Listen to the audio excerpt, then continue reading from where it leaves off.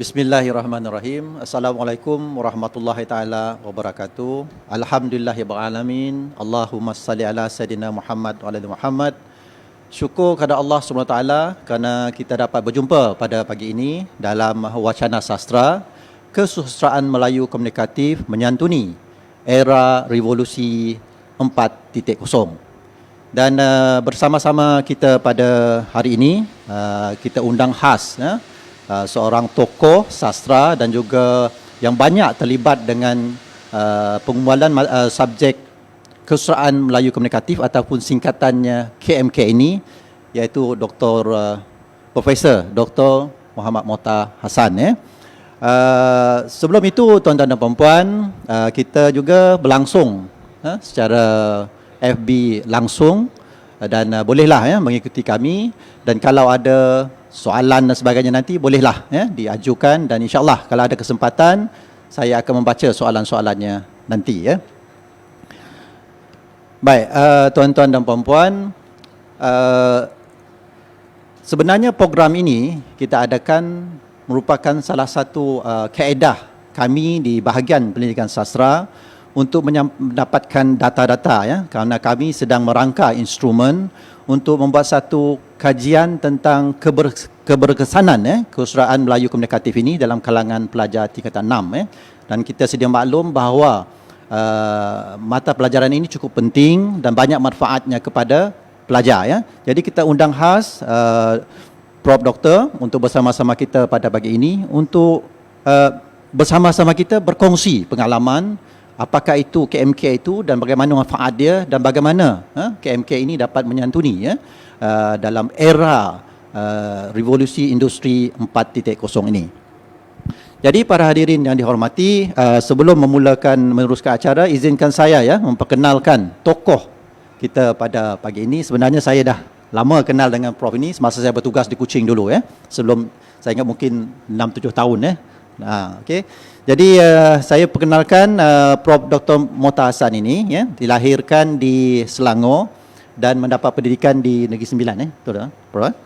Kemudian melanjutkan pelajaran peringkat ijazah dan seterusnya sarjana di Universiti Malaya, dan seterusnya melanjutkan pelajaran di peringkat Doktor Falsafah di Australian National University di Australia. Dan dalam kerjaya sebagai pensyarah, Prof. Mokhtar pernah berkhidmat sebagai Ketua Jabatan Kesusastraan Melayu di Universiti Malaya, dan jawatan terakhir beliau ialah sebagai pengarah Akademi Pengajian Melayu. Dan sekarang bersara dan pernah juga berkhidmat secara kontrak di Universiti Putra Malaysia. Okey. Dan untuk makluman para hadirin, pada peringkat nasional, beliau dilantik sebagai pengerusi Dekan-Dekan Pengajian Melayu oleh Kementerian Pelajaran Tinggi Malaysia, ahli jawatankuasa Yayasan Warisan Negara, ahli jawatankuasa bahagian Bahasa dan Sastra Dewan Bahasa dan Pustaka, dan juga pengubal Sukatan Mata Pelajaran Kesusastraan Melayu Komunikatif dan beberapa jawatankuasa di Majlis Perpisaan Malaysia.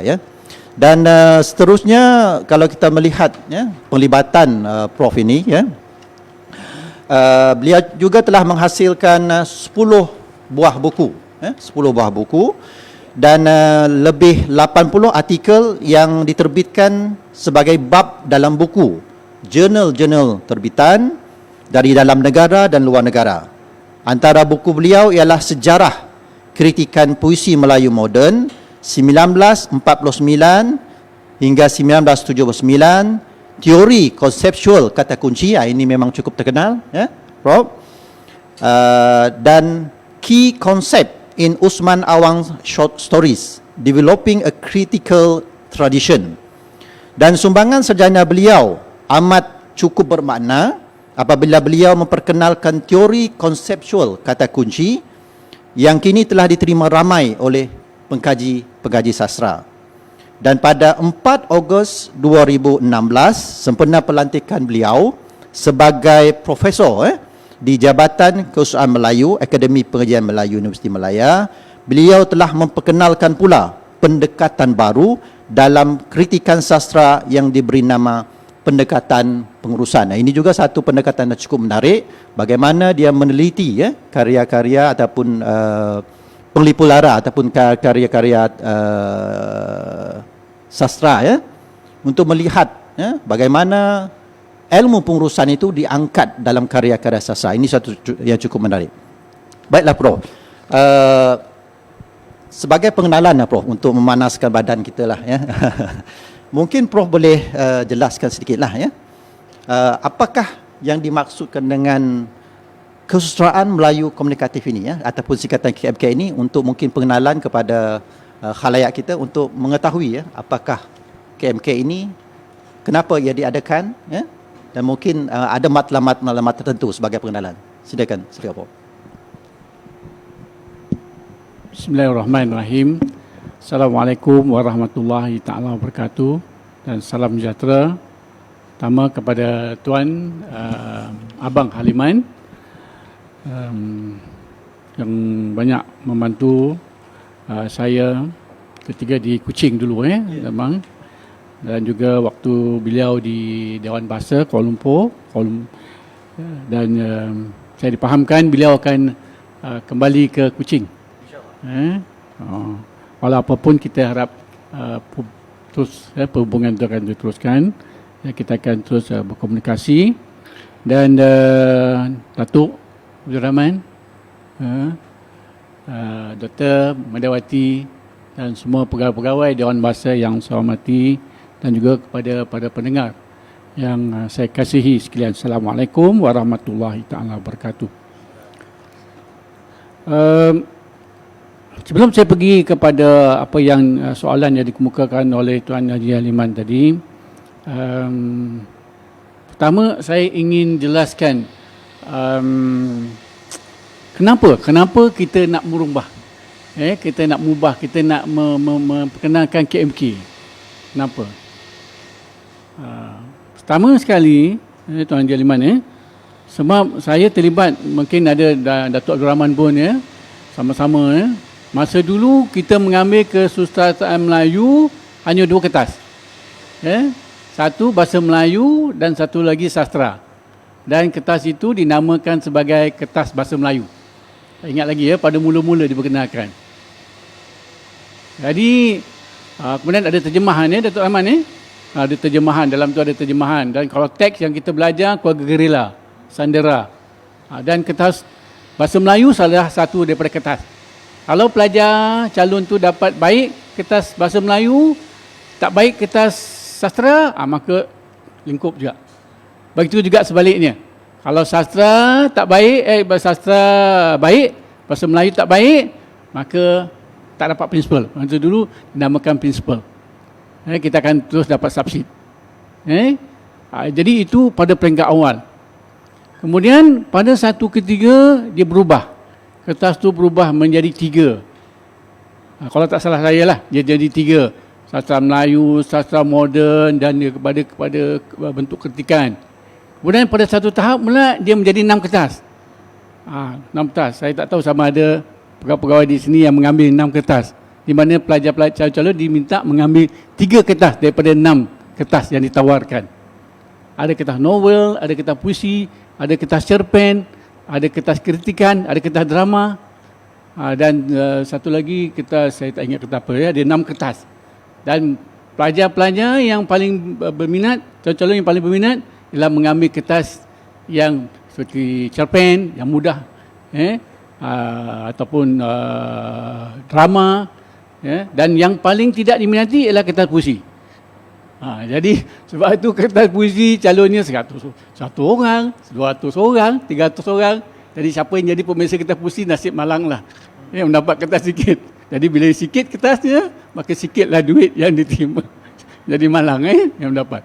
Tapi siapa yang pemirsa yang mengambil kertas pemirsa kertas cerpen, enggak. Bertuah. Ramai calon yang ambil kertas bertuah. Jadi itu berlaku dan jadi 6 kertas. Kemudian dia ubah pula kepada 3 kertas. 3 kertas, saya tak ingat apa kertas-kertas dia. Baik. Jadi apa yang kita nampak kalau kita perhati trend untuk soalan kertas-kertas tersebut, kertas-kertas kesusastraan Melayu ketiga itu sebelum KMK diperkenalkan, lebih banyak kepada pengapresiasian, menghayati karya sastra. Pelajar-pelajar, calon-calon belajar kertas supaya dapat memahami maksudnya, mesejnya, kemudian keluarkan balik. Tengok tema, plot, watak, sudut pandangan. Lebih bentuk kepada formalistik. Kalau kritikan, dia belajarlah kritikan formalistik, sosiologi dan sebagainya. Sejarah kritikan.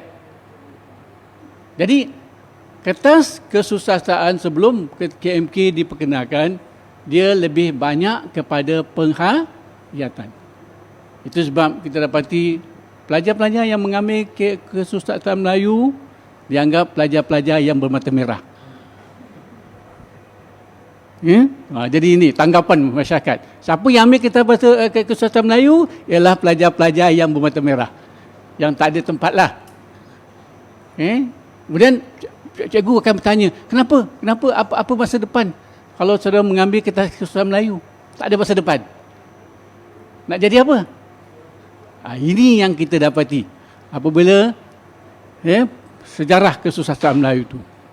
Baik, jadi sampai satu tahap, maka kita dapati bahawa kertas kesusastraan Melayu di peringkat STPM ini perlu dirubah kembali supaya dia menjadi tarikan.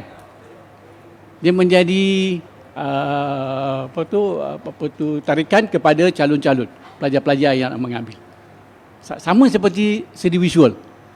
Kalau dulu dinamakan lukisan, kalau mata pelajaran lukisan, maka kita dapati kertas tu hanya sebilangan pelajar saja yang mengambil. Boleh bilang 100, 200 orang.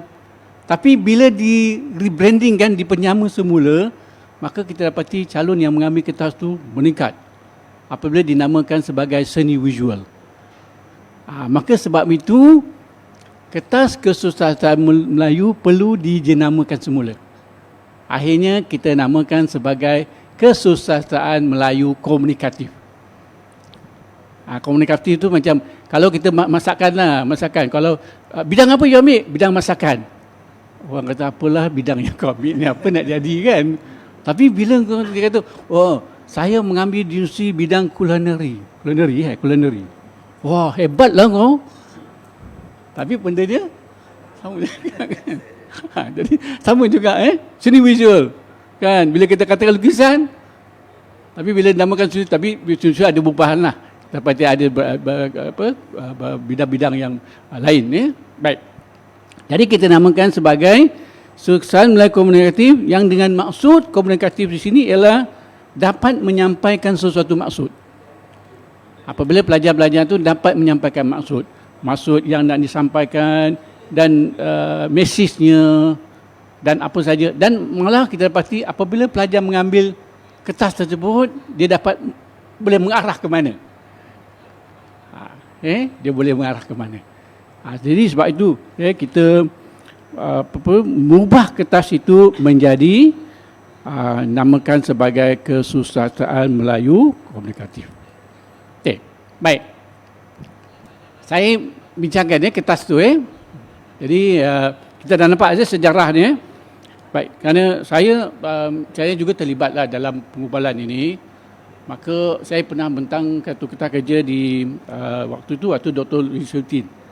Dia menganjurkan program Kongres Guru-Guru Melayu Semenanjung pada tahun 2000 kalau tak salah saya.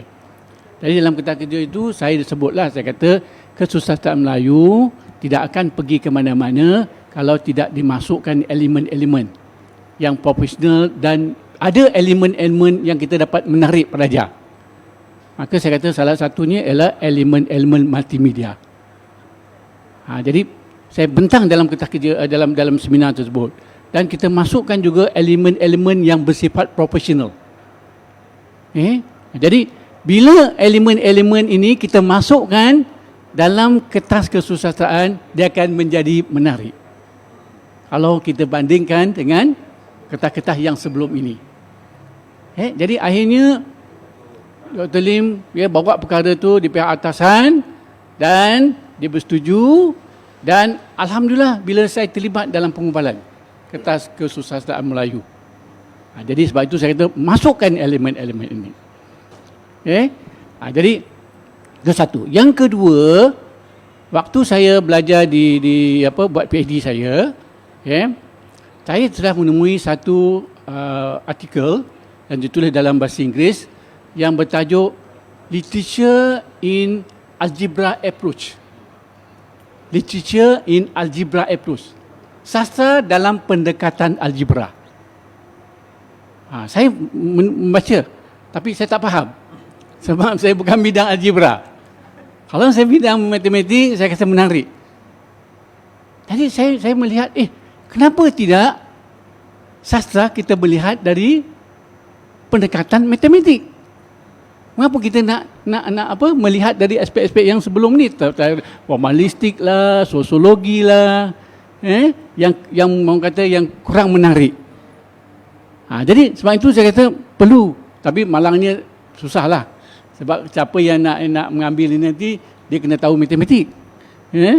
Tapi menariknya sebab apa yang saya nak sampaikan di sini ialah bila saya bawa ini, jadi diorang nampak bahawa sastra bukan kita melihat dari sudut-sudut yang seperti mana yang kita belajar sebelum ini.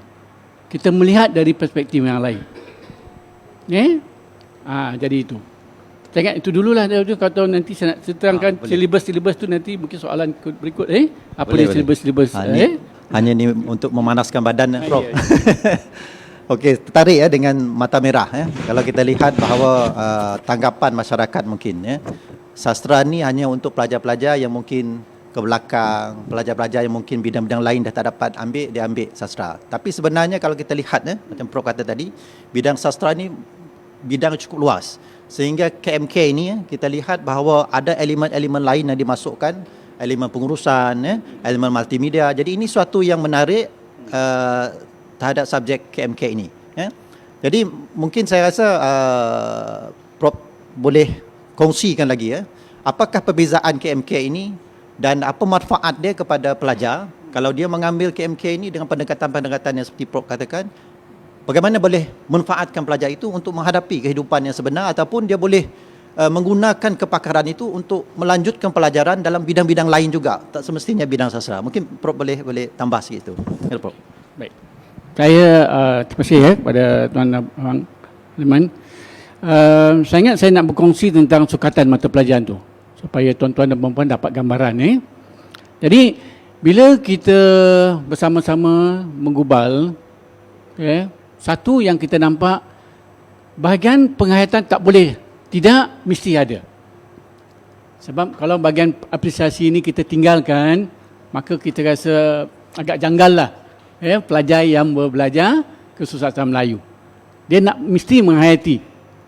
Sebab kita akan nanti sampai ke tahap pelajar itu menjadi seorang yang humanis, berperkemanusiaan, yang boleh dengan masyarakat, yang mempunyai nilai moral dan sebagainya. Kita nak pelajar-pelajar tentu.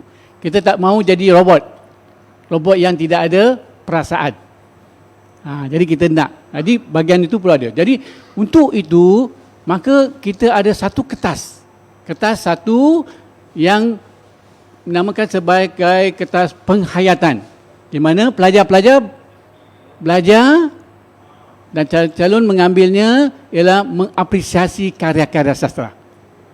Jadi ini sama seperti pelajar-pelajar yang mengambil tingkatan 4 dan tingkatan 5. Tengok tema, plot, watak, sudut pandangan, mesej, moral dan apa sajalah yang boleh kita congkil dalam karya-karya sastra itu. Dan pelajar hanya menumpukan kepada satu teks. Ini dalam semester pertama, Permata Sastra Melayu. Jadi agak ringan dalam semester pertama, dalam masa 3 bulan itu, pelajar hanya menumpukan pada teks ini, di mana dalam teks ini pelajar mempelajari cerpen, drama, puisi, dan prosa tradisional, puisi moden dan sebagainya, hanya berdasarkan pada teks ini untuk semester 1. Jadi itu kertas 1. Baik. Manakala kertas 2 ini agak luas sikit, di mana para pelajar dikenaki membaca teks-teks sastra yang diwajibkan, tapi dia masukkan komponen-komponen yang ada unsur-unsur saya namakan sebagai insan insaniah, okey, kemudian perekonomian, saya rujuk balik supaya saya tidak tersilap. Okey, kertas 2 di mana pelajar-pelajar dikehendaki mempelajari karya-karya sastra dan melihat kepada persoalan pembangunan insan, melihat kepada pembangunan masyarakat dan melihat kepada pembangunan negara. 3 aspek ini dalam dia mempelajari karya-karya sastra. Itu kertas 2. Jadi dengan kata lain, kertas ini agak luas sikit. Jadi dia bukan semata-mata belajar sastra, tapi dia menghayati karya sastra itu, dia kena kaitkan dengan pembangunan insan. Bagaimana watak-watak yang positif itu dapat kita jadikan sebagai contoh untuk menjadi manusia dalam kehidupan masyarakat. Contohnya begitulah. Okay? Ataupun pembangunan masyarakat. Macam mana dalam aspek masyarakat tersebut yang terdapat dalam karya keluarga seorang tua dari saudagar besar Kuala Lumpur, ataupun dalam karya ini Pemata Sastra Melayu, ataupun kita dapati dalam teks-teks yang dikaji Suratul Salatin ke, dapat dikaitkan dengan pembangunan masyarakat. Menjadi masyarakat yang berguna, menjadi masyarakat yang bekerjasama, ada sifat tolong menolong. Jadi dengan kata lain, pelajar kena lihat dari aspek yang di luar dalam konteks teks tersebut. Jadi sebab itu siapa calon mengeluhlah yang mengambil kertas 2 ni. Sebab dia kalau kurang membaca, maka dia tak dapat kaitkan. Begitu juga tentang pembangunan negara. Dia mesti kaitkan dengan politik, dia mesti kaitkan dengan ekonomi. Jadi kertas 2 ini memang agak-agak mencabar. Pertama, calon kena membaca luas. Yang kedua, dia kena dapat kaitkan dengan elemen-elemen yang saya sebutkan tadi. Pembangunan insan, pembangunan masyarakat, pembangunan negara. Kalau dia tak kaitkan, maka kita dapati dia hanya lontarkan baliklah daripada teks tersebut. Itu kertas 2. Nariknya kertas 3, apabila kita jadikan kertas ini yang mengandungi satu, penulisan kreatif, yang kedua, pengurusan, dan yang ketiga ialah multimedia. Okay. Sebab saya buat satu kajian, apabila kertas ini diperkenalkan, maka kertas 3 inilah yang paling diminati, yang paling menarik. Kenapa? Kerana ada elemen multimedia. Kita nak pelajar ada kreativiti, boleh sajak ke, cerpen ke. Kemudian ada penyuntingan, dalam tu termasuk penyuntingan, dia boleh menyunting. Kita bagi satu petikan yang ada kesilapan, kemudian digunakan simbol-simbol yang diberi untuk membetulkan kesilapan yang terdapat dalam teks tersebut. Macam dululah, pegawai-pegawai di Dewan Bahasa dan Pustaka, maka dibuat dalam bentuk manual kan. Sekarang tak payah. Sekarang main pakai komputer je. Bagi pakai komputer je. Tapi kita nak dia faham. Simbol ni apa? Kemudian daripada situ, di-applykan dalam teks yang terdapat kesilapan dalam teks yang diberi. Baik. Kemudian yang elemen satu lagi ialah pengurusan. Yang inilah yang mana kita dapati bahawa suatu yang harus dipelajari pelajar-pelajar. Kenapa? Kita tak maulah pelajar-pelajar hanya mengapresiasi karya sastra tapi tidak ada elemen-elemen pengurusan. Kalau kita yang lain, kita dapati macam contohnya sejarah. Mereka belajar sejarah, melihat fakta. Begitu juga bahasa Melayu. Melihat aspek-aspek bahasa Melayu. Tapi tidak ada elemen-elemen pengurusan. Jadi sebab itu kita masukkan dalam teks, dalam kesukatan ini, elemen pengurusan. Pelajar belajar tengok apakah elemen pengurusan yang terdapat. Contohnya kita ambil contoh di sebalik sirat makna. Yang kes cikgu, guru besar. Yang kita dapati ada 2 guru yang berkonflik. Cikgu Ibau dan Cikgu Naskir. Akibat daripada kes pelajar. Tinggang kalau tak salah saya. Jadi kita dapati kalau dulu pelajar-pelajar melihat teks tersebut, dia akan melihat nilai-nilai positif yang ada pada guru besar, nilai-nilai negatif yang ada pada Cikgu Ibau. dia akan lihat itu. Tapi sekarang kita tak lihat, pelajar calon melihat apakah elemen-elemen pengurusan yang ada dalam episod tersebut, teks tersebut. Ini yang kita nak. Sama juga dalam cerita Sang Kancil dengan jin. Kalau kita dapati calon-calon sebelum ini, dia melihat kisah jin yang memakan binatang-binatang, tangkapan binatang-binatang lain, kita hanya melihat kejahatan jin. Ataupun kita melihat kepada kebaikan Sang Kancil, nilai-nilai yang ada pada nilai-nilai murni yang ada pada Sang Kancil. Tetapi kita tak lihat pun elemen pengurusan. Yang ini yang kita nak. Pelajar-pelajar supaya ada elemen pengurusan. Okey? Baik, kemudian yang satu lagi yang menarik ialah multimedia. Ini Dr. Mediawati dia memang pakar lah. Pedang multimedia memang expert ya. Dia sebenarnya di ujung jari je lah. Sama dengan Dr. Mai. Tapi kalau puisi tu memang Dr. Rahman lah. Pakar je tu. Bukan saja ujung jari je Dr. Rahman di ujung kaki pun ujung rambut pun kehebatan. Boleh hafal puisi. Itu sebab waktu siapa mencari menteri itu mencari tajak tinggal lagi. Sampai ke rumah kita pun gelabah Dr. Rahman mencari menteri nak sajak tu, kita kata alamak mana nak dapat ni dalam ucapan ni. Jadi ni Dr. Rahman teringat oh ni sajak ni kan, dia hebatnya Dr. Rahman, dia boleh tahu kat mana tu sajak ada. Betul juga ada pesyarah bilik dia berserabut dengan tunggal langgang buku, dia boleh tahu di mana buku ini berada. Kerana dia hebatnya, kehebatan, kepakaran, bukan kerana kehebatan dia buku-buku yang berselerak tu, tapi kerana kehebatan dia, di mana buku tu berada, dia tahu. Bukunya bertimbun-timbun, tapi dia tahu kat mana buku tu berada. Ini hebatnya. Baik, jadi dalam multimedia, pelajar akan diminta untuk buat papan cerita. Kemudian yang satu kertas lagi dan kertas 4 diminta membuat projek multimedia. Dipindahkan dalam bentuk multimedia. Adanya teks, adanya grafik, ada visual dan ada macam. Ini yang menariknya. Ini nanti saya akan bercakap tentang era revolusi 4.0. Dalam soalan terakhir nantilah. Okey, baik. Saya nak menyentuh tuan-tuan dan puan-puan dalam satu kajian yang saya buat. Baik. Kertas 4, calon diminta membuat kertas projek, di mana dalam kertas projek itu diminta calon sama ada membuat esei, sama ada membuat portfolio ataupun membuat multimedia. Dipilih salah satu. Diberi dalam soalannya diberi dalam semester kedua dan diserahkan dalam semester ketiga, sama ada nak buat esei, portfolio ataupun multimedia.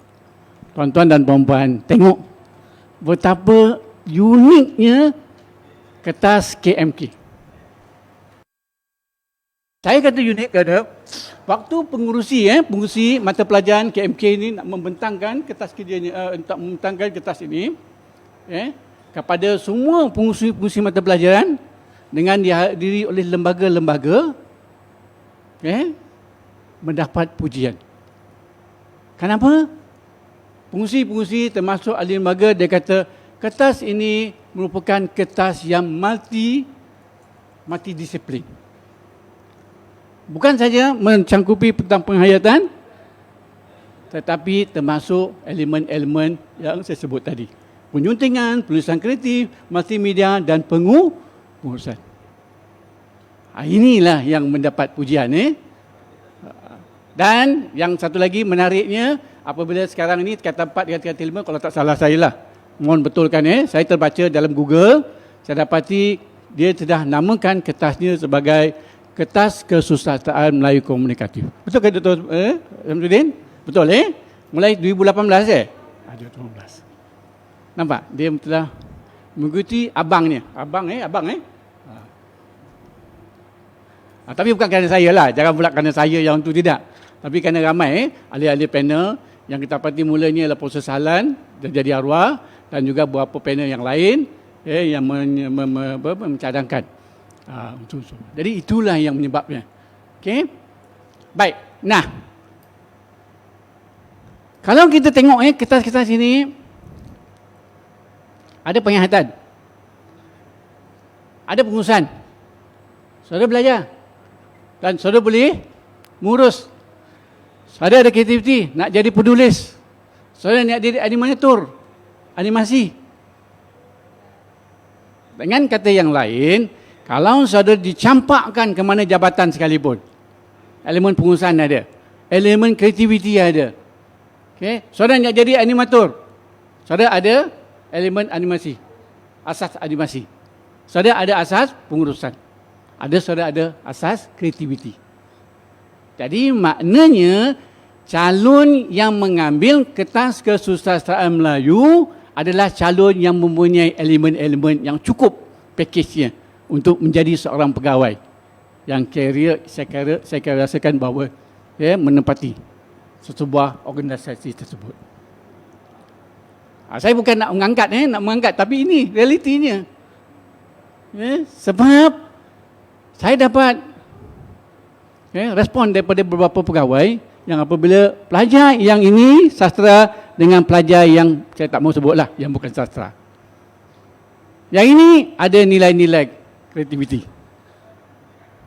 You nak menyelesaikan masalah, perlu ada kreativiti. Kalau macam kata kita hadapi masalah, mic contohnya. Bukan berdasarkan kebijaksanaan. Perlu ada kreativiti. Mic tu tersangkut, patah ke macam kata, nak buat macam mana? Kan? Kita ambil tali ke, ikat ke, jadi perlukan kreativiti. Itu contoh. Jadi dalam hal menguruskan sesuatu, kita perlu kreativiti. Dalam saudara jadi pegawai, apa saudara animator lah, animasi. Saudara juga perlukan pengurusan, perlukan penyuntingan dan kreativiti. Sebab tu saya dapati bahawa calon yang lepasan daripada ini, dia cukup pakej dia cukup relevan. Jadi kalau kita bandingkan dengan kertas-kertas sebelumnya ini, saya ingat itu dululah maklumat.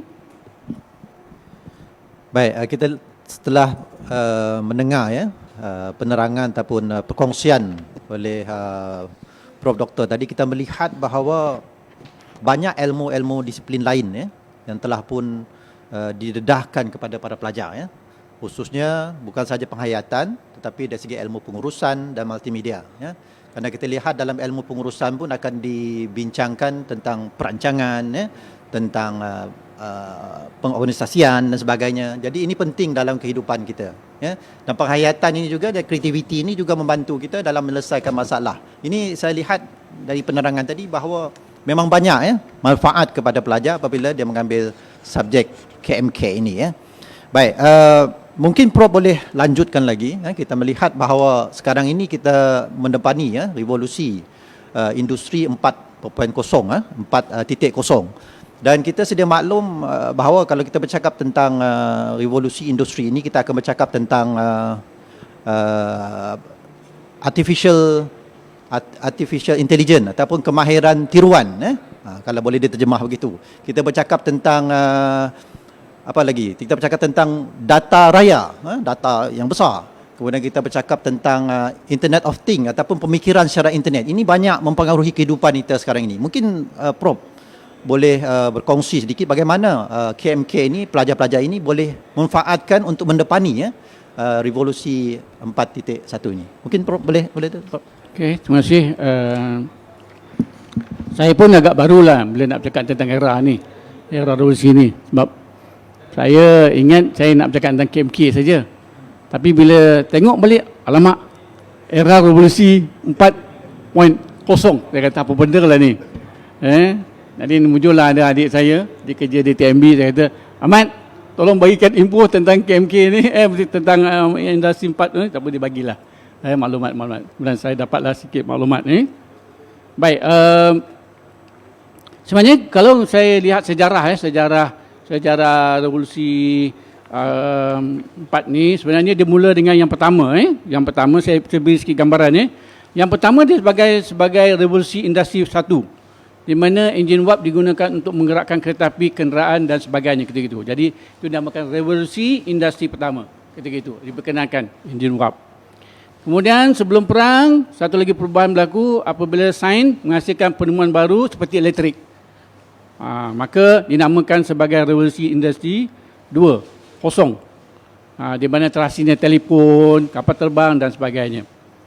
Dan selepas itu revolusi industri ketiga muncul pada akhir 1960-an di mana dikenali sebagai revolusi digital.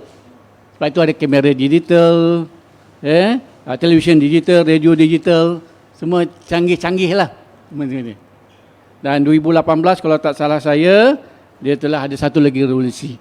Revolusi industri 4.0. Baik. Ini asma yang saya fahamkan tentang tersebut, di mana tentang sistem fizikal cyber dengan sistem boleh menghubungkan dunia digital, sistem fizikal, sistem biologi seperti manusia melalui internet katanya. Jadi maknanya kalau sebelum ini contohnya lah, kalau kita tonton TV, bila kita tidur, bila kita tidur, TV tu masih pasang. Sampai begitulah tahap gitu. Tapi sekarang tak.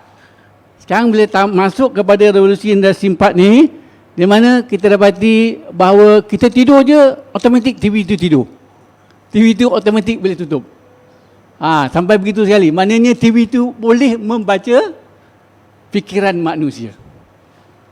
Sampai begitu sekali lah. Jadi maknanya akhir nanti akan sampailah robot-robot, robot-robot yang bekerja. Ini akan jadi masalah pada revolusi industri 4.0 ni. Di Jepun dah ada dah. Kalau misalnya kata saudara berminat lah dengan seorang perempuan, gagal dalam bercinta dengan seorang perempuan, tak percaya. Jangan kecewa. Tak apa, ada robot-robot yang boleh mengganti. Dia akan melayan saudara-saudari, dia akan menyiapkan makan minum, dia akan membuat apa sajalah seperti seorang anak gadis. Di Jepun ni, sebab saya dipahamkan ada waiter. Waiter tu robot, disediakan robot-robot. Betul kan Dr. Rahman kan? Waiter, pelayan yang menyediakan. Dia tahu. Dia kata, please bring me a beer. Minta maaf, saya bawakan saya sebotol beer. Robot tu boleh cari, pergi ambil beer. Tolong bawakan saya makanan ini, sushi ke apa, robot tu pergi ambil. Dia boleh. Jadi sampai tahap kita manusia ni tak ada bekerja lah. Ramailah yang akan jadi mengganggu. Kesan daripada itu. Jadi dia sampai tahap. Baik. Tapi apa yang nak saya tekankan di sini, yang saya tekankan di sini ialah tahap era revolusi industri 4.0 ini, di mana salah satunya dia akan menekankan kepada cyber physical system, sistem cyber physical, fizik, dan yang kedua internet teknologi. Jadi saya nak tekankan tentang prinsip yang internet teknologi ni. Kalau kita tuan-tuan dan sekarang ni kan nak order makan, kan? Order saja pakai internet. Kan? Order saja, hantar dan dah tahu bila dia nak hantar. Kemudian dekat mana makanan tu berada. Dengan kemudahan internet. Grab. Grab. Telefon saja, kan, lepas tu Grab. Dan dengan internet kita tahu ke mana pergerakan tuan-tuan dan perempuan. Saya anak saudara saya dia ada anak dia perempuan, ayah ni risau. Sebab dia kerja satu lewat malam. Dia akan melalui internet, dia akan pastikan anak dia berada di mana apabila ada teksi Grab yang akan mengambil anak tu. Dia risau. Anak ni sampai pukul 11, 12 baru balik. Jadi ayahnya sebelum tidur dia akan tengok. Dia pergi mana. Dia tahulah kenderaan tu bawa ke mana anak tu. Kalau dia pergi sini, dia akan telefon. Nama anak ni Intan, driver bawa engkau ke mana ni? Tak ada arah ke lorong. Jadi sampai tahap gitu penggunaan internet. Jadi ini. Baik, apa yang nak saya cakap di sini tuan-tuan dan puan-puan ialah di mana dalam era ini maka semua objek komunikasi berdasarkan kepada teknologi internet. Yang kedua, pendekatan baru untuk menyediakan perkhidmatan internet dan interaksi manusia, mesin dan sebagainya dan segala-galanya dengan internet. Jadi kalau tuan-tuan dan puan-puan perhatikan dalam kertas kesusastraan Melayu, terutama kertas multimedia.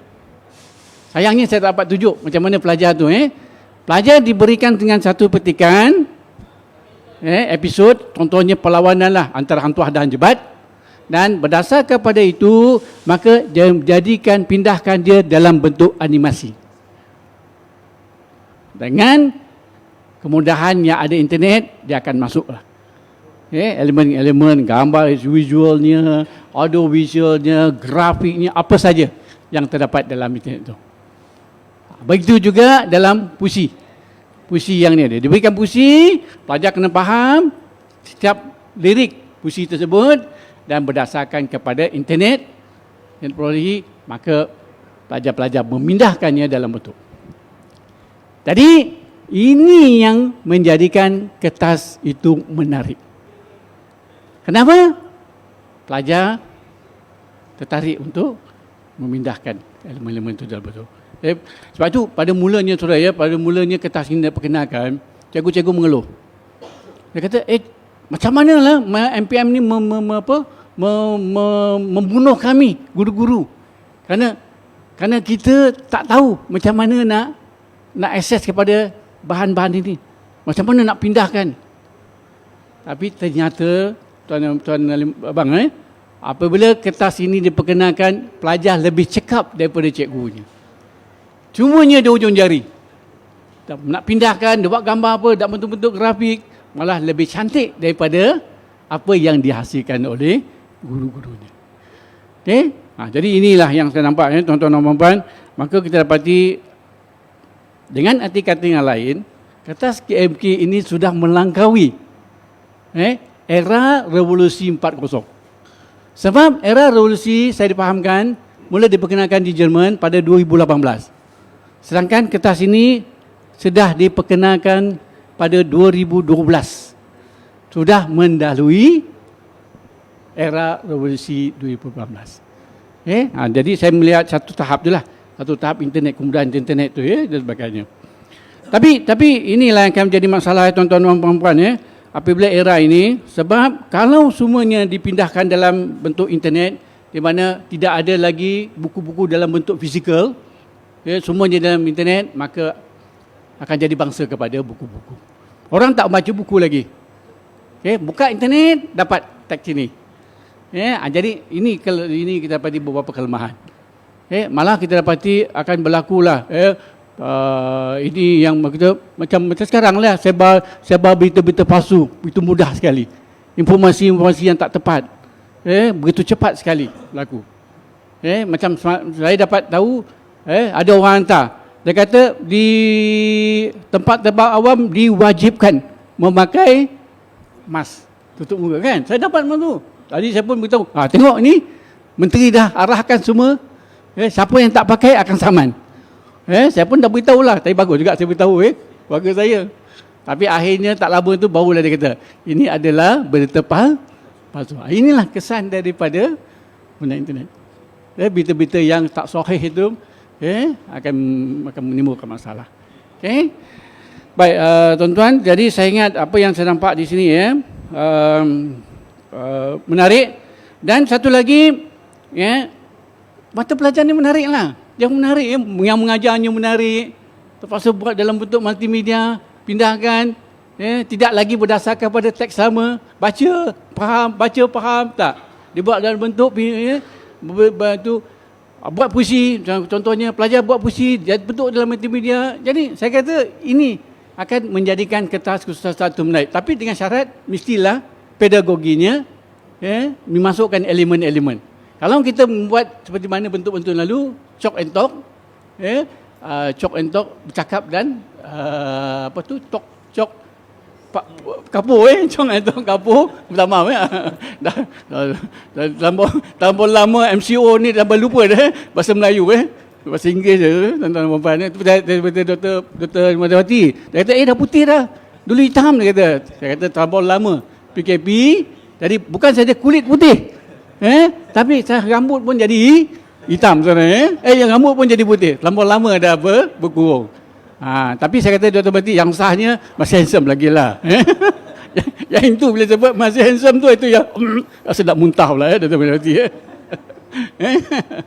Tak maaf tuan-tuan, saya gurau sikit supaya tidak membosankan. Okey, dengan setakat itulah dulu Tuan Liman. Okey, terima kasih Prof. Kita lihat bahawa memang ada cabaran-cabarannya untuk mendepani revolusi industri ini, dari segi sifat pemikiran kita dan sebagainya akan dipengaruhi oleh internet dan sebagainya. Dalam kita buat keputusan, kita banyak bergantung mungkin Prof, dengan internet. Jadi mungkin sedikit sebanyak akan mengurangkan kreativiti kita yang sebenarnya kerana kita banyak bergantung kepada tu Tapi apa yang telah diterangkan oleh Prof tadi, kita melihat bahawa persiapan kepada pelajar ini cukup menarik dan cukup bermanfaat kepada pelajar InsyaAllah dengan mengambil mata pelajaran ini, dengan pendedahan pada silibus ini, kita melihat bahawa pelajar itu akan cukup bersedia mendepani apa sahaja rintangan dalam kehidupan masa kini. InsyaAllah pelajar boleh memanfaatkannya, sama ada dari segi kreativitinya, dari segi pengurusannya, dari segi multimedianya kalau mereka betul-betul memahami dan dapat diajar dengan baik oleh guru misalnya, mungkin manfaat ini dapat sampai kepada pelajar. Untuk makluman para hadirin, sekarang ini kita masih berlangsung di FB langsung Dewan Bahasa dan Pustaka Dan saya rasa untuk lebih menarik lagi, kita buka soalan lah kalau ada soalan. Kalau di sini saya boleh baca Prof. Ada soalan-soalan dari rakan-rakan kita lah. Kita meraihkan rakan-rakan kita di FB langsung ini supaya mereka juga dapat bersama-sama kita bertanya soalan dan sebagainya Baik, soalan pertama ni lah Prof. Kalau boleh saya baca, saya pilih dulu yang mana yang agak menarik. Baik, yang pertama, apakah laluan kerjaya, ini menarik, apakah laluan kerjaya yang sesuai bagi seorang pelajar sarjana muda kesusastraan Melayu pada masa hadapan? Ini laluan kerjaya, ini menarik Prof. Supaya pelajar ni akan tahu hala tuju apabila mereka mengambil kesusastraan Melayu ni. Mungkin Prof boleh jawab dulu soalan ni dulu lah. Prof, sila. Baik, terima kasih kepada yang bertanya tentang laluan kerjaya yang boleh pelajar selepas lulus sastra Melayu. Baik, kalau berbalik kepada KMK tadi, kalau dia mengambil kertas ini di peringkat universiti, sebenarnya di universiti pun sudah ada kursus-kursus yang tentang multimedia diajar. Kursus-kursus tentang pengurusan pun diajar. Kursus-kursus yang tentang kreativiti pun diajar. Jadi memang pakej itu sama seperti pakej yang terdapat dalam KMK. Jadi kalau pelajar-pelajar lulusan sastra selalu campaklah ke mana? Campak saja ke mana? Dia jadi pengurus. Atau yang sama, dia seorang yang kreativiti. Dia mempunyai animasi. Nak membuat, minta dia buat minta dia buat pancaran, apa namanya? Inilah sampai lama sangat berkurung sampai nak buat slide ke sebagainya. Memang dialah hebat. Kalau nak jadi seorang tu. Nak jadi animator, memang dah ada asas untuk itu. Sekarang ni kan siapa yang buka bisnes ni, saya sekarang ni tugas tanggungjawab saya hakiki ialah jaga cucu lah sekarang ni. Bermain dengan cucu. Tengok bila tu juga kartun. Lagu kartun, bahasa Inggeris, nyanyi lagu kartun, dia berminat lagu kartun.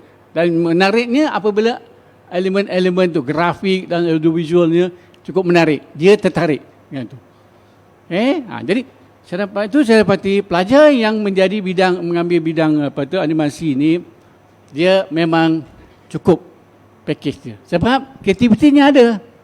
Dia belajar sastra, membaca karya-karya sastra, penuh dengan kreativiti. Banyak bentuk cerita sekalipun dia boleh buat. Dia boleh olah dan dipindahkan dalam bentuk animasi. Siapa yang bidang animasi, mungkin dia tidak ada kreativiti. Tetapi di sini pakej ni ada. Jadi sebab itu, pengurusan jadi pengurus, jangan risau. Sebab ada pelajar-pelajar saya yang jadi pegawai bank. Pegawai bank malah sekarang ni dia jadi di muamalat. Pegawai bank yang tinggi, pangkat tinggi di bank muamalat. Lulusan sastra. PTD ramai. Lulusan sastra. Malah guru memang ramai lah kita dapati. Pelajar-pelajar yang menjadi guru, pegawai-pegawai custom, immigration dan sebagainya, malah yang buat bisnes pun saya dapati agak ramai. Jadi tentang laluan Kerjaya saya ingat tidak jadi. Sebab yang penting ialah pelajar minat dalam bidang yang diceburi, dan walau apa sekalipun kalau dia minat, saya ingat dia boleh atasi.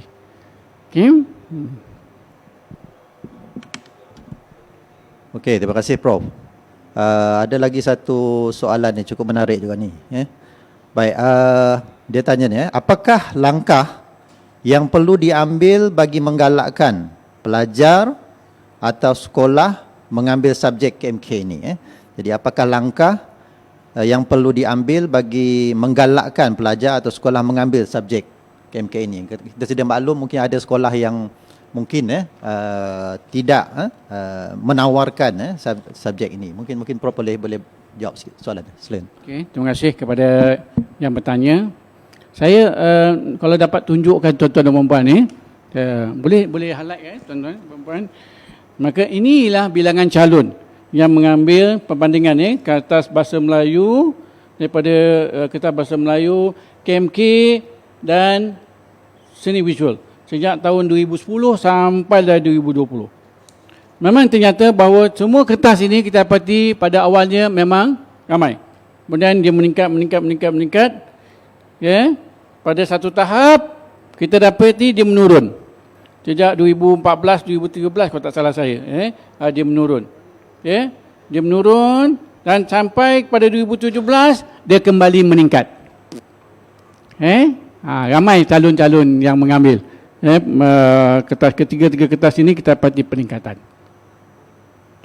Satu yang nak saya nyatakan di sini, kalau kertas kesusastraan Melayu tidak diminati, sudah pasti tidak ramai yang mengambil. Bilangan calon yang mengambil kertas kesusastraan Melayu akan menurun. Sudah pasti. Mereka akan pergi kepada seni visual. Tapi kenapa kertas kesusastraan Melayu meningkat? Sungguh pun kita dapati peningkatannya tidaklah sehebat kertas seni visual maupun bahasa Melayu. Tapi jelas menunjukkan ada peningkatan. Baik. Yang jadi masalah, langkah-langkah untuk pelajar mengambil, yang jadi masalah ialah kerana kita dapati di sekolah-sekolah, satu, ada guru besar yang masih lagi mentalitinya ialah buat apa mengambil sastra. Tak ada masa depan. Pelajar-pelajar yang ambil sastra ialah pelajar-pelajar bermata merah. Engkau ambil sastra, maka engkau tidak ada peluang. Dan sebagainya lah, yang maknanya pelajar tu akan menjadi pelajar yang menjadi disisih lah dibandingkan pelajar-pelajar mengambil akaun dan kertas-kertas yang lain. Ini tanggapan setengah sebilangan guru besar. Jadi bila guru besar tak bagi, maka guru yang amat-amat berminat untuk mengajar sastra kecewa.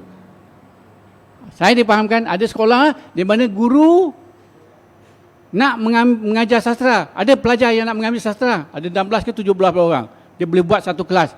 Tapi bila berjumpa dengan guru besar, dia kata, tolong nasihatkan kepada para pelajar, sila ambil mata pelajaran yang lain. Kerana mata pelajaran kesusastraan Melayu tidak ada masa depan. Ini baru satu sekolah. Kalau ada 10 sekolah, dah 160. Kalau 20 sekolah, dah 320. Ini itu yang pertama. Yang kedua, kita dapati ada guru-guru yang mentaliti seperti mana guru besar. Tak mengambil. Ini yang jadi masalah. Guru-guru. Dia kata, tak salah ambil. Yang ketiga, kita dapati ada guru-guru yang bukan bidang. Saya dipahamkan ada guru yang bidang sejarah diminta untuk mengajar sastra. Kata nak mengisikan bilangan pelajar yang mengambil. Bayangkan tuan-tuan, apabila guru sejarah mengajar sastra. Guru geografi yang mengajar sastra. Bila dia sebut plot, apa plot dia? Ialah plotnya ada 40 kaki, 60 kaki.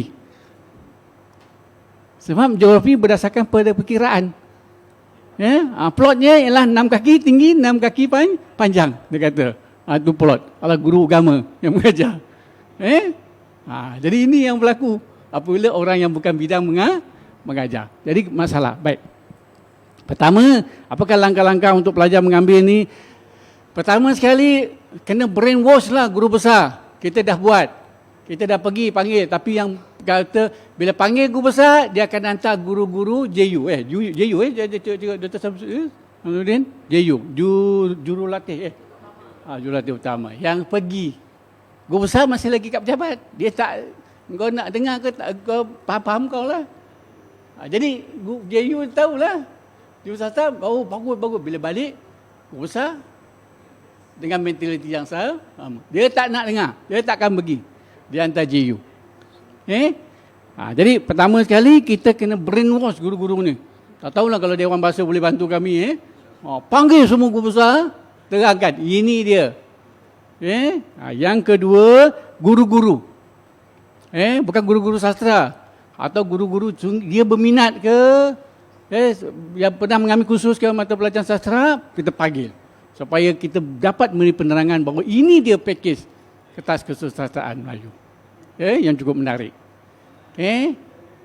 Dan selain daripada itu, yang paling utama ialah di universiti-universiti. Kita tak boleh nak buat apa-apa. Di KMK, di MPM tak boleh nak buat apa. Kerana di universiti tidak ada syarat untuk memasuki universiti kalau mengambil kesusastraan Melayu komunikatif. Tidak ada syarat. Sama ada mengambil bahasa Melayu atau bahasa sastra. Boleh masuk pengajian Melayu. Kalau mengambillah bahasa Melayu. Jadi, tak adalah ramai yang mengambil sastra. Kata saya. Tapi cuba buat dalam seperti mana yang dilakukan oleh seni visual. Siapa yang nak buat seni visual, kena mengambil. Wajib mengambil seni visual. Siapa nak buat arkitek, mesti ambil seni visual. Siapa nak buat arkitek, mesti ada. Kalau syarat itulah dibuat oleh industri, saya kata ramai pelajar yang akan mengambil kesusastraan Melayu komunikatif. Sebab mereka nak masuk, mesti ada apa? Mesti ada sastra Melayu. Jadi itu saya ingat langkah-langkah yang paling drastik lah. Kalau Dewan Bahasa boleh bantu. Tapi universiti kata ini terpulang kepada jabatan masing-masing lah. Fakulti masing-masing lah. Hak kami nak tentukan apa kursus yang perlu diambil, yang kita nak. Kan kita kata syaratkan sastra, kita syaratkan sastra, dia bahasa Melayu marah pula. Kan? Kita pun nak syaratkan BM. Jadi timbul konflik di situ. Jadi akan masalah. Begitu juga kertas sejarah. Kalau syaratkan tu, sejarah pun tak wajibkan juga. Jadi timbul. Jadi susahlah kita nak selesaikan. Yang kita dapat, kita terangkan. Kursus sini menarik. Tapi yang pasti dia pelajar yang mengambil kertas ni, dia punya peratusan, kelulusannya, pencapaiannya cukup membanggakan. Makin meningkat. Sebab itu kita dapati siapa yang mengambil kertas ni, memang dia amat-amat membantulah para pelajar. Ya. Sayang kalau dia tak ambil. Sebab kita dapati, dia mengambil, contohnya dia mengambil bahasa Melayu, mengambil sejarah. Kemudian dia ambil kertas-kertas geografi misalnya. Kertas ekon misalnya. Kertas-kertas ni semua agak-agak killer subjek. Kertas-kertas apa? Killer pembunuh. Pembunuh. Tadi kita dapat geografi ya. Saya pernah mengambil geografi. Tapi memang tak, nak jumpa subsid tu pun nasib-nasib lah. Dulu panggil subsid F lah, bukan pakai F lagi, pakai bawah F tu malang betul lah saya ambil kertas geografi tu. Jadi lebih baik dia mengambil kertas sastra. Sebab kertas-kertas inilah yang sebenarnya membantu pelajar-pelajar kita untuk membolehkan dia masuk universiti. Itu dulu tuan. Baik, saya lihat ni ada dua tiga yang bertanya hampir samalah dalam ni, yang berkaitan dengan silibus ni, Prof. Dia tanya macam ni, adakah silibus KMK sekarang perlu dirombak ataupun ditambah baik? Tapi tadi memang Prof dah kata memang agak lengkap lah, banyak elemen-elemen yang penting dalam kehidupan itu telah dimasukkan dalam silibus itu.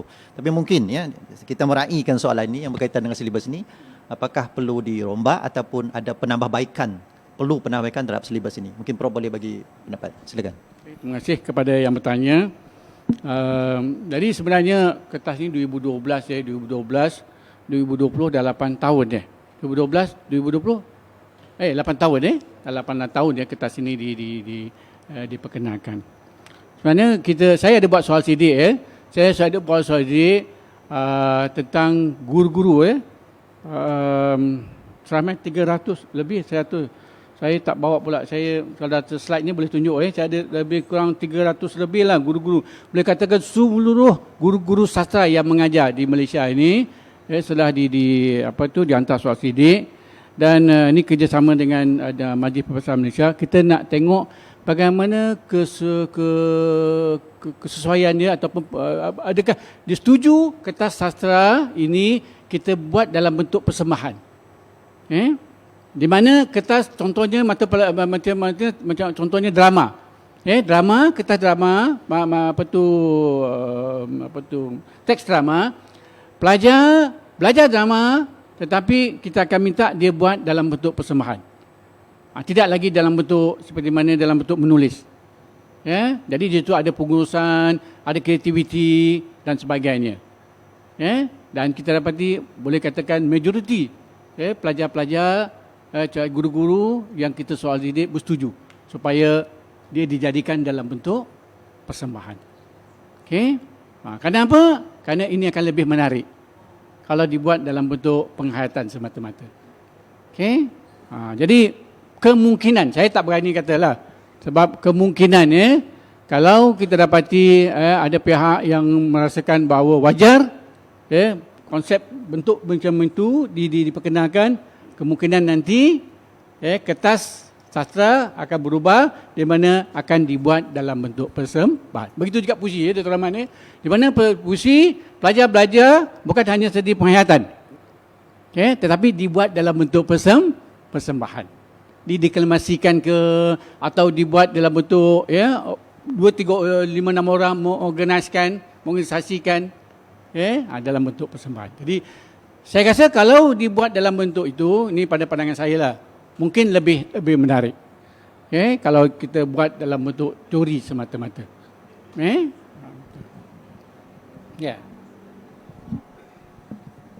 Baik, kita harap apa yang telah disampaikan oleh Prof tadi dapat menjawablah persoalan ataupun kerunsingan ataupun apa yang ingin dikongsikan bersama-sama rakan kita yang menonton FB kita pada hari ini. Mungkin satu lagi yang ditanya ini yang berkaitan dengan guru. Mungkin Prof ada pandangan bagaimana guru ini boleh membantu. Ini salah satu soalan lah daripada rakan kita di FB ini. Bagaimana guru boleh mewujudkan minat pada pelajar ini dalam kita mendepani revolusi 4.0 ini supaya pelajar-pelajar itu boleh betul-betul faham dan mewujudkan minat mereka untuk belajar dan mengambil ilmu daripada KMK ini. Prof, mungkin dari segi guru lah. Terima kasih kepada yang bertanya. Bagaimana guru boleh wujudkan minat terhadap revolusi? Pertama sekali seperti mana saya sebutkan tadi sebutkan tadi bahawa dalam industri revolusi 4.0 ini di mana salah satu prinsip atau tahap yang penting ialah internet. Internet. Dan saya minta maaf saya baca dalam bahasa Inggeris. Dia ada 3. Satu ialah Internet of Things, yang kedua ialah Internet of Service dan yang ketiga ialah Internet of Data. Kalau Internet of Things ialah communicating object based on internet technology. Jadi berasaskan kepada teknologi internet. When Internet of Service, new approach to provide internet based service. Juga bergantung kepada, segala-galanya bergantung kepada interaction between people, machine dan system untuk melahirkan semuanya segala-gala berdasarkan kepada internet. Dan yang ketiga data, Internet of Data. Data is managed and shared using internet technology. Jadi segala-galanya berdasarkan kepada internet. Internet itu penting Internet lah yang akan dalam kehidupan kita. Jadi yang pertama sekali bagaimana guru maka dia internet lah. Kuasai internet. Apa program, apa bentuk, apa bahan yang boleh mewujudkan aktiviti, dia kena. Jadi kalau kita dapati guru ketinggalan dalam penggunaan akses terhadap internet ini, maka kita dapati dia akan ketinggalan. Jadi kena tanamkan minat tu. Jadi minat kepada komputer, minat kepada internet, maka itu penting. Apa program? Kalau dulu kita dapati Yahoo, kalau tak salah saya dulu ke Yahoo, zaman-zaman dulu. Yahoo, sekarang dah berubah pula dah. Bukan lagi Yahoo, saya minta maaf saya tak dapat tu. Kalau dulu kita dapati yang penting ialah Yahoo, sekarang ni dah berubah dah. YouTube pula. Jadi kemudian sampai satu tahap kita dapati dah berubah. Tak pakai lagi sistem-sistem yang lama itu. Jadi itu jadi saya dapati bahawa kalau guru-guru boleh mewujudkan minatnya, dapat akseskan tentang apa yang terdapat dalam internet, yang mana nak cari, bagaimana nak memperoleh data, bagaimana nak mengubah, nak memindahkan dan sebagainya. Kalau dia menguasai itu, maka saya kata tak ada masalah. Akan timbul minat kepada pelajar. Jadi dengan arti kata lain, besok kita tak bawa lagi teks ke sekolah-sekolah. Pelajar-pelajar akan dibawa komputer, laptop di bilik darjah, kemudian kita akseskan kepada internet. Dan satu lagi penting, internet, kecakapan internet harus kuat. Kalau kita dah beri kecakapan internet slow, akan timbul masalah. Nasib baik dalam MCO ni, kapasiti internet ni cukup cepat. Kalau tidak, ramailah yang mengamuk.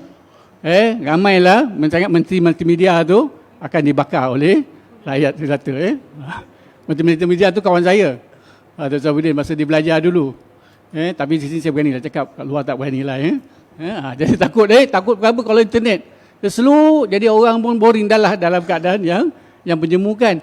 Internet pula slow. Jadi baguslah dia meningkatkan internet. Jadi ini yang membolehkan orang akses kepada internet dengan cukup cepat, dapat bahan baca dan sebagainya.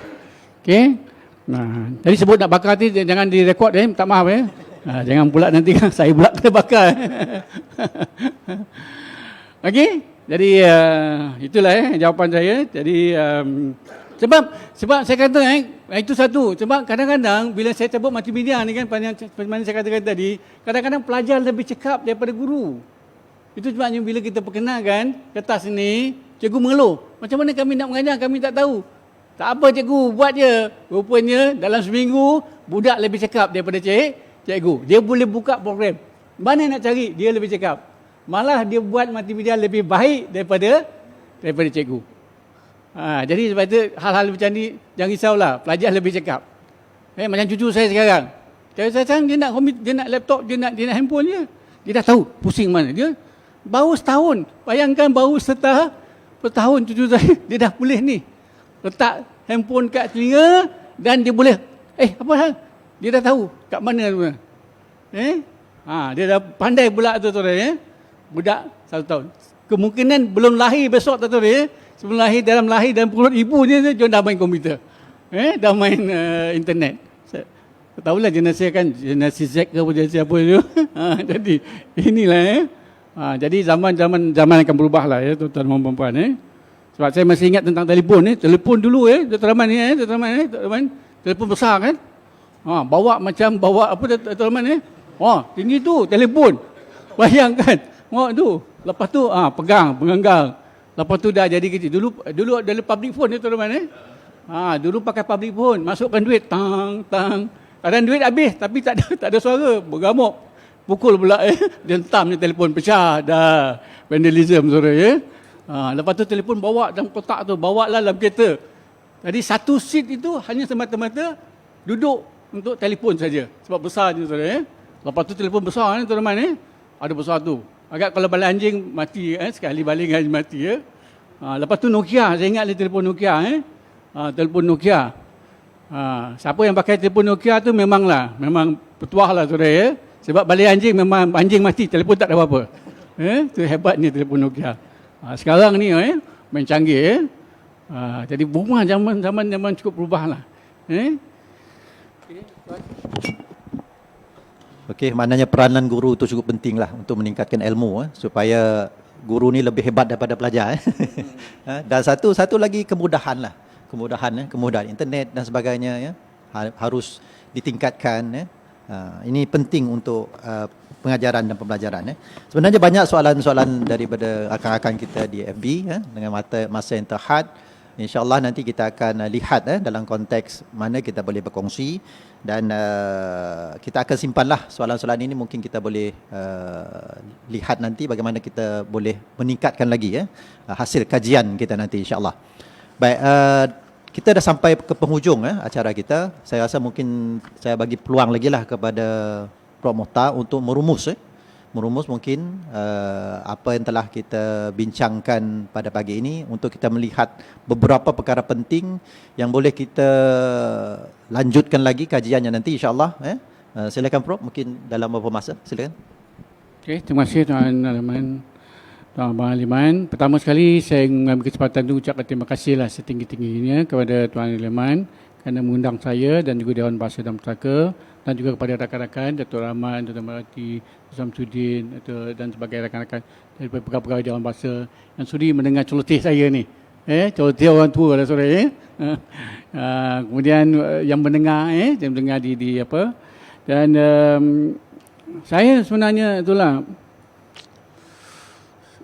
sebenarnya nak membantulah, apa nak saya cakap tuan-tuan dan puan, membantu nak naikkan kertas kesusahan Melayu ini saja. Itu saja. Bila saya lihat, saya dah tengok daripada mula sampai akhir kan, maka saya dapati bahawa kertas ini perlu diubah. Kalau kita tak berjenamakan semula, kita tak masuk elemen-elemen itu, maka saya ingat tak seperti mana bilangan yang sebut tadi. Mungkin bilangannya seperti bilangan kertas lukisan dulu. Ratusan saja pelajar yang mengambil. Kalau kita tak menjama semua, kita merubah semua. Tapi alhamdulillah lah, bila kita merubah, menjenamakan semula, kita ubah. Jadi itulah nak bantu. Dan memang saya dapati memang dalam nak merubah ni memang macam-macam halangan. Tuan-tuan ingat, bila saya nak perkenalkan latihan industri di APM, ramai yang mengeluh, yang menentang. Saya kata latihan industri ini penting supaya apabila pelajar mendapat latihan industri, supaya bila dia keluar nanti dia ada pengalaman. Tapi ramai yang tak setuju, menentang. Dan saya dapati ada jabatan yang antara 2 bulan dan antara 2-3 minggu panggil balik pelajar. Jangan ambil, jangan buat latihan industri. Tapi alhamdulillah lah, lama-lama kelamaan mereka dah tahu bahawa penting je latihan industri ni. Jadi begitu juga tuan-tuan dan puan-puan, kita berubah matlamatnya ialah kita nak membantu, nak menaikkan kertas ini supaya kita tak mahu nanti kertas ini hanya dikatakan sebagai kertas mata pelajar-pelajar mata merah saja ambil. Sebab kita dapati ada pelajar yang sains ambil, ada pelajar yang buat akaun mengambil, dan kita dapati keputusan ini lebih baik. Kerana dia pelajar sains ni buat multimedia cekap. Okey. Kemudian dia dari segi penghafalan cukup cekap. Sebab tu pelajar yang mengambil kertas, pelajar sains yang mengambil kertas ini, keputusannya cukup membanggakan. Jadi, adakah kita nak katakan pelajar yang mengambil ini, kita pelajar-pelajar bermata merah? Kalau dia aliran sains, ada yang pelajar yang beraccount yang mengambil kertas ini. Dan juga kita dapati keputusannya cukup membanggakan. Jadi, apakah dikatakan pelajar-pelajar yang bermata merah yang mengambil? Jadi saya haraplah tuan-tuan dan puan-puan minta setuju sangatlah Dewan Bahasa mengadakan kajian ini, tengok balik apa sajalah yang boleh supaya sastra KMK akan menampakkan bahawa dia satu imej yang tidak seperti mana kertas-kertas yang lain. Mungkin lihat kepada guru-guru, minta tanggapan. Kalau pelajar-pelajar dapat lihat tanggapan daripada guru-guru dan pelajar-pelajar keseluruhan di Malaysia ini, apa tanggapan mereka, apa kelebihan, apa kekurangan yang ada pada KMK ini yang boleh diperbaiki, yang boleh dibawa kepada, dimajukan kepada MPM untuk perubahan dan untuk kita perbaiki. Tapi kalau nak menghapuskan tu janganlah sekali-sekali lah. Kalau boleh, sebab seperti mana saya katakan tadi, dah ada nampak peningkatan calon yang mengambil. Apakah kita nak menolak kertas ini? Sebab saya faham ada pihak yang katakan jangan ambil lah KMK. Apakah sukatan ini? Sukatan ini macam-macam lah dia kata. saya berkata, selagi kita kata hati ada pelajar, peningkatan pelajar terhadap kertas ni semakin meningkat, maka kita dapati baguslah. Kan? Dan satu lagi saya dapati, sebelum saya lupa ya, ada guru-guru yang dia puji pelajar-pelajar yang dapat hadiah penulisan puisi. Saya di Sabah Sarawak ke, saya ikuti pengembangan tu, cikgu-cikgu dia puji pelajar-pelajar dia yang mendapat anugerah kerana memenangi dalam pertandingan penulisan puisi dan sebagainya.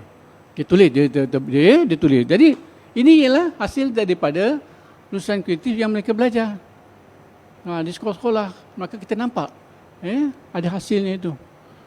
Jadi saya mengharap tuan-tuan dan puan supaya kertas ini akan terus diminati oleh para pelajar dan kita dapat mengubah pemikiran guru-guru yang terutama guru-guru besar yang masih, saya minta maaf istilah jumut tu yang masih jumut itu dapat ubah pemikirannya, termasuk beberapa guru-guru yang masih lagi berpemikiran konservatif lah, saya kata konservatif tapi banyak guru-guru dah berubah lah. Tapi guru-guru yang masih konservatif yang mengatakan bahawa kesusastraan Melayu ini tidak ada masa depan. Kalau dapat ubah pemikiran guru-guru, guru besar dan pelajar-pelajar yang masih lagi menganggap sains itu, mata pelajaran yang sains dan matematik itu mata pelajaran yang orang kata hebat, maka insyaAllah lah kertas ini tidaklah akan tutup sepanjang mana beberapa kertas mata pelajaran yang lain. Untuk makluman tuan-tuan dan puan-puan, ada mata pelajaran kertas yang terpaksa tutup kerana bilangan pelajarnya tak ramai.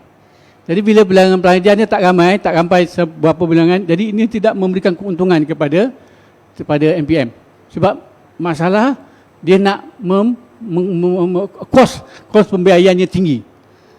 Sebagai contoh, pelajarnya 10 ratusan, tapi pemeriksa ni lagi, kertas ni lagi, nak buat kertasnya, kosnya sama seperti pelajar yang mengambil 2-3 ribu orang. Jadi lebih baik dia kata kalau dah 100 orang pelajar yang ambil, lebih baik kertas tu tutup. Jadi kita tak maulah kertas ini akan jadi seperti beberapa kertas yang lain yang tutup. Macam di universiti lain. Di universiti lain dia teraman ada jabatan tu, ada seorang pelajar, walaupun satu pelajar dia tahan, tak boleh tutup. Ini saya punya jabatan. Satu pelajar. Sama juga sekolah ada satu sekolah, tak maaf saya tak mahu sebut sekolah. Suruh pun satu sekolah, satu cikgu, tak boleh tutup. Dia bawa budak tu mengajar kantin. Dia terbarah tu. Jangan tutup, tak boleh. Satu orang tu. Jadi kita harap okey, dengan itulah harapan saya. Jadi sekali lagi saya ucap terima kasih kepada Tuan Abang Liman dan juga pada Dewan Bahasa. Assalamualaikum warahmatullahi wabarakatuh. Terima kasih Prof. Dr. Mohtar Hassan kerana telah berkongsi pada kita satu maklumat yang cukup menarik tentang KMK ini. Semoga harapan kita supaya KMK ini terus mendapat sambutan, terus dapat disebarkan kerana banyak memberi manfaat kepada pelajar untuk mendepani masa depan.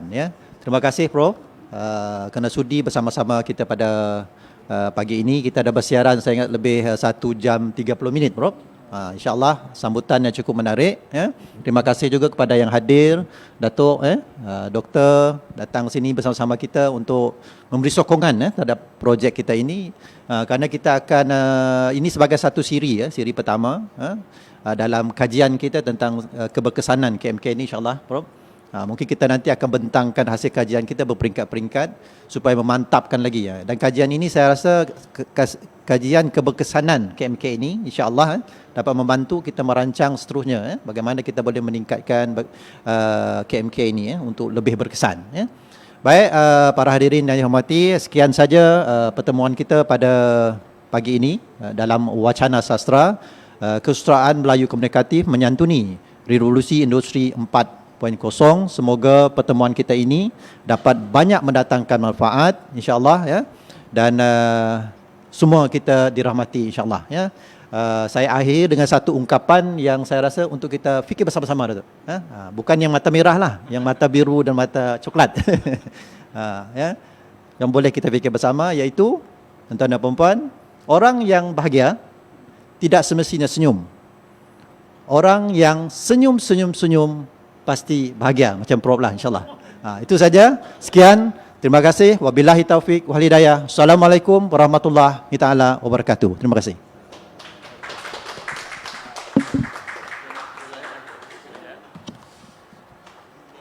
Saya tak nampak dia nampak di sini, boleh sini.